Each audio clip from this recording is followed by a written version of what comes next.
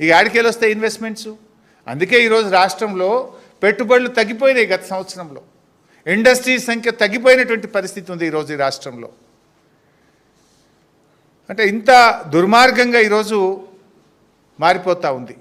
ఇది ఇంకోటి, ఇది మేం చెప్తున్నది కూడా కాదు కదా, నేను స్వయంగా ఒక మంత్రి గారి కుమార్తెనే స్పష్టంగా చెప్పారు. ఏమని చెప్తున్నారు?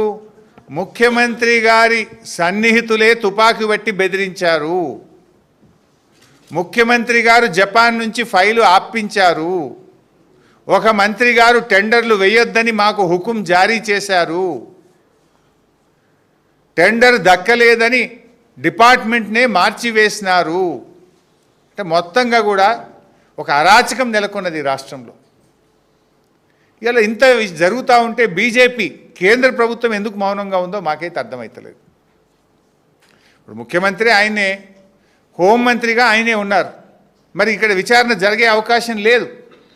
ముఖ్యమంత్రే తుపాకీ పంపిండని, ముఖ్యమంత్రి సన్నిహితులే తుపాకీ బట్టి బెదిరిస్తున్నారని, ముఖ్యమంత్రి గారే తన తమ్ముళ్ళ కోసం ఫైళ్లు ఆపారని, సహచర మంత్రే టెండర్లు వేయొద్దని హుకుం జారీ చేశారని చెప్తుంటే దీని మీద విచారణ జరగాలి కదా.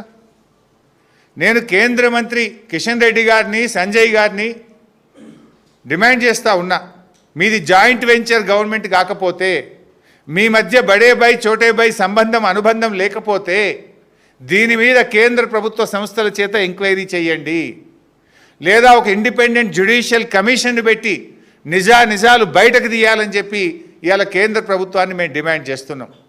లేదనుకుంటే మీ మధ్య అక్రమ సంబంధం ఉన్నట్టే, లేదనుకుంటే మీరంతా కలిసిమెలిసి ఈ రాష్ట్రాన్ని ఇవాళ దివాలా తీస్తున్నారు, రాష్ట్రాన్ని దోచుకుంటున్నారని రాష్ట్ర ప్రజలు భావించాల్సి ఉంటుంది. ఈ పాటి దానికి ఇంకా నేను ఏం చెప్తున్నాను, క్యాబినెట్ మీటింగ్ అయినాక డిసెంబర్ 1వ తారీఖు నుంచి 9వ తారీఖు దాకా విజయోత్సవాలు జరుపుతారట. ఎందుకు నాయన? తుపాకులు పెట్టి వసూలు బాగా చేసినామనా? కాంట్రాక్టుల కోసం గల్లాలు పట్టుకొని క్యాబినెట్లో కొట్లాడుకుంటున్నామనా? మంత్రుల మధ్య తగాదాలు పెరిగిపోయి రోజు వీధినబడి రాష్ట్ర ప్రజల పరువు తీసినందుక? దేనికోసం విజయోత్సవాలు జరుపుతారు? ఈ 23 నెలల పాలనలో మీరు ఏం సాధించారు? మహాలక్ష్మి పథకం ఇచ్చింది లేదు, పెన్షన్లు పెంచింది లేదు, పిల్లలకు ఫీజు రియంబర్స్మెంట్ ఇచ్చింది లేదు, ఓ చెక్ డ్యామ్ కట్టింది లేదు, ఓ చెరువు కట్టింది లేదు, ఓ ఎకరానికి నీళ్ళు ఇచ్చింది లేదు.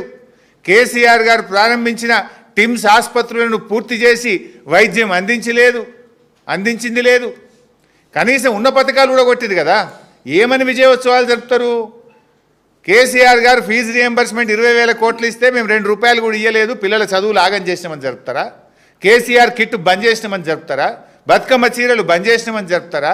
న్యూట్రిషన్ కిట్ బంద్ చేసినామని జరుపుతారా? దళిత బంధు పథకం ఆపివేసినామని జరుపుతారా? గొర్రెల పంపిణీ పథకం నిలిపివేసినామని జరుపుతారా? హైదరాబాద్లో ఒక ఇల్లు కట్టలేదు కానీ హైడ్రా పేరిట వేలాది ఇండ్లు నేలమట్టం చేసినాం, పేదల బతుకులు కూల్చినామని చెప్పి విజయోత్సవాలు జరుపుతారా?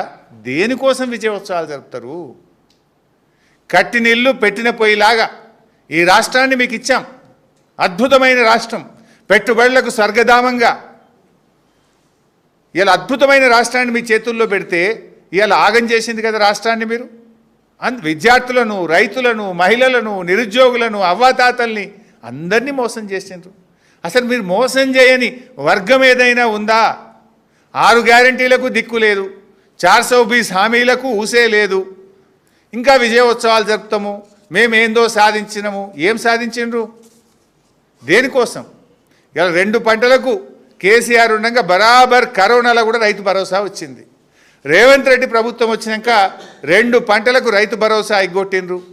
కౌలు రైతులకు రైతు భరోసా అని మోసం చేసిండ్రు. రైతు కూలీలకు ఆత్మీయ భరోసా అని చెప్పి పథకాన్ని ప్రారంభించినామని ఫుల్ పేజ్ యాడ్లు ఇచ్చిండ్రు. కానీ ఇవాళ రాష్ట్రం రైతు కూలీలకు రైతు భరోసా దక్కలేదు. 4 మందికి రుణమాఫీ చేసి 12 మందికి రుణమాఫీ ఎగ్గొట్టినందుకు ఉత్సవాలు జరుపుతారా? అన్ని పంటలకు బోనస్ అని సన్నవడ్లకు మాత్రమే పరిమితం చేసినందుకు జరుపుతారా? ఆ సన్నవడ్లకు కూడా 1300 కోట్ల రూపాయల బోనస్ ఎగబెట్టినందుకు ఇవాళ ఉత్సవాలు జరపాలనా? కనీసం రైతులకు సకాలంలో యూరియా కూడా అందించకుండా పండగ పూట రైతుల కళ్ళల్లో కన్నీళ్లు పెట్టినందుకు ఉత్సవాలు జరుపుతారా? లగచర్ల రాజోలి రైతులకు బేడీలు వేసి జైల్లో పెట్టినందుకు ఉత్సవాలు జరుపుతారా? మొదటి ఏడాదిలోనే 2 లక్షల ప్రభుత్వ ఉద్యోగాలు ఇస్తామని చెప్పి నిరుద్యోగ యువకులను మోసం చేసినందుకు ఉత్సవాలు జరుపుతారా? జాబ్ క్యాలెండర్ అని చెప్పి అసెంబ్లీలో పెట్టి జాబ్లెస్ క్యాలెండర్గా మార్చినందుకు ఉత్సవాలు జరుపుతారా? మహాలక్ష్మి పేరు మీద నెలకు 2,500 ఇస్తామని అక్కా చెల్లెళ్ళని మోసం చేసినందుకు ఉత్సవాలు జరుపుతారా? ఆడబిడ్డలకు తులం బంగారం ఇవ్వనందుకు ఉత్సవాలు జరుపుతారా? అవ్వా తాతలకు పింఛన్ పెంచకుండా ఇచ్చే పెన్షన్ 2 నెలలు ఎగ్గొట్టినందుకు ఉత్సవాలు జరుపుతారా? హైడ్రా పేరిట పేదల బతుకులు కూల్చినందుకు ఉత్సవాలు జరుపుతారా?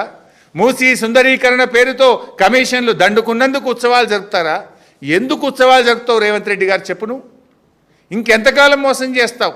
ఇంకెంతకాలం ఈ రాష్ట్ర ప్రజల్ని మభ్యపెడతావు?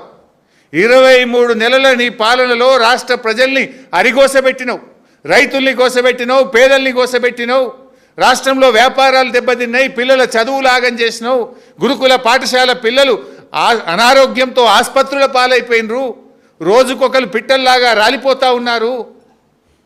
దేనికోసం ఉత్సవాలు జరుపుతావు? నువ్వు చేసింది ఏమైనా ఉన్నదా అని నేను అడుగుతా ఉన్నా. ఇవాళ ఇంకోటి ఏదో కొత్తగా హ్యామ్ మోడల్ అన్నాడు. నిన్న క్యాబినెట్లో చూస్తే హ్యామ్ మోడల్ ఏంటిది? 10,000 కోట్ల రూపాయలతోని కమిషన్లు దండుకునే కథ.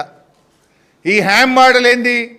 రేపు వచ్చే 10 ఏళ్ల దాకా రాష్ట్ర ప్రజల మీద అప్పులు పెట్టే బాధ్యత. ఇప్పటికే రేవంత్ పాలనలో ఈ రాష్ట్రం అప్పుల కుప్పగా మారిపోయింది. సివిల్ సప్లైస్ కార్పొరేషన్లో అప్పులు పెరిగినాయి. 2 ట్రాన్స్కో డిస్కామ్లు అప్పుల కుప్పగా మార్చేసిండ్రు. రాష్ట్ర ప్రభుత్వ FRBM అప్పులు గత 10 ఏళ్లలో ఎప్పుడూ తేనంత అప్పులు తెచ్చేసినారు. ఇప్పటికే ఏ సంవత్సరంలో కూడా ఇంత అప్పులు తేలేదు. ఇవాళ కాంట్రాక్టర్లకు లబ్ధి చేకూర్చడం కోసం, కమిషన్లు దండుకోవడం కోసం ఈ హ్యామ్ మోడల్ని తీసుకొచ్చినారు. 10,547 కోట్ల రూపాయలతో హ్యామ్ మోడల్లో టెండర్లు పిలిచి బ్యాంకుల నుంచి అప్పులు తెచ్చి కమిషన్లు దొప్పుకునే ప్రయత్నం. గతంలో మేము రోడ్లు చేయలేదా? బీఆర్ఎస్ ప్రభుత్వం ఉన్నప్పుడు ప్రతి గ్రామానికి రోడ్ వేసింది, ప్రతి మండల కేంద్రం నుంచి జిల్లా హెడ్ క్వార్టర్కు డబుల్ రోడ్ వేసింది, ప్రతి జిల్లా కేంద్రంలో 4 లైన్ రోడ్ వేసింది. కానీ మీరు ఈరోజు హ్యామ్ పేరిట అప్పుల కుప్పగా రాష్ట్రాన్ని మారుస్తున్నారు. బ్యాంకుల్లో అప్పులు తేవడానికి, బ్యాంకుల్లో అప్పులు పుట్టకపోతే ఏం చేసింది తెలుసా? వీళ్ళు జీవో 53, జీవో 54 పేరు మీద లైఫ్ ట్యాక్స్ పెంచిండ్రు. ఎవరైనా బండి కొనుక్కుంటే దాని మీద ట్యాక్స్ పెంచిండ్రు. రిజిస్ట్రేషన్ ఫీజులు పెంచి ఇవాళ దాంతో మేము బ్యాంకులకు అప్పులు కడతామని బ్యాంకుల్లో అప్పులు పుట్టించే ప్రయత్నం చేస్తున్నారు. ఆ రోజు మేము అడిగితే ఆమె టోల్ ట్యాక్స్ పెట్టం, ప్రజల మీద భారం వేయమన్నారు. టోల్ ట్యాక్స్ పెట్టలేదు. గరీబోడు మోటార్ సైకిల్ కొనుక్కుంటే 5,000 ట్యాక్స్ పెంచారు. ఎవరైనా లైసెన్స్ తీసుకుంటే ట్యాక్స్ పెంచారు. రిజిస్ట్రేషన్ ఫీజులు పెంచారు. అంటే ఇవాళ ట్యాక్సులు పెంచి దొడ్డిదారులో ఈ ట్యాక్సుల ద్వారా వచ్చే డబ్బును బ్యాంకులకు కడతామని చెప్పి ఇవాళ బ్యాంకుల్లో అప్పులు తెచ్చి 10,000 కోట్ల రూపాయలతో ఎస్టిమేట్ రేట్లు పెంచి టెండర్లు పిలిచి కమిషన్లు దండుకునేటువంటి ప్రయత్నానికి ఈ ప్రభుత్వం పాల్పడతా ఉంది. ఇదంతా కూడా అర్థమవుతా ఉంది. ఈ హ్యామ్ మోడల్ అనేది ఒక బోగస్, కమిషన్లు దండుకోవడం కోసమే తప్ప ఈ ప్రభుత్వం చేస్తున్నదేం లేదు. రేపు తప్పకుండా బీఆర్ఎస్ ప్రభుత్వం వస్తుంది. దాని మీద కూడా మేము విచారణ జరుపుతాం. ఎవరైనా తప్పులు చేస్తే రికవరీ కూడా పెడతాం. కానీ ఇవాళ రాష్ట్రంలో అందరూ కూడా బాధపడతా ఉన్నారు. ఇవాళ ఇంత ఒక అద్భుతమైన రాష్ట్రం, దిగ్విజయంగా దూసుకుపోతున్న రాష్ట్రాన్ని ఇవాళ కాంగ్రెస్ ప్రభుత్వం ఆగం చేసి పారేసింది. మంత్రులు, క్యాబినెట్ ప్రజల కష్టాలను పట్టించుకోవాల్సింది పోయి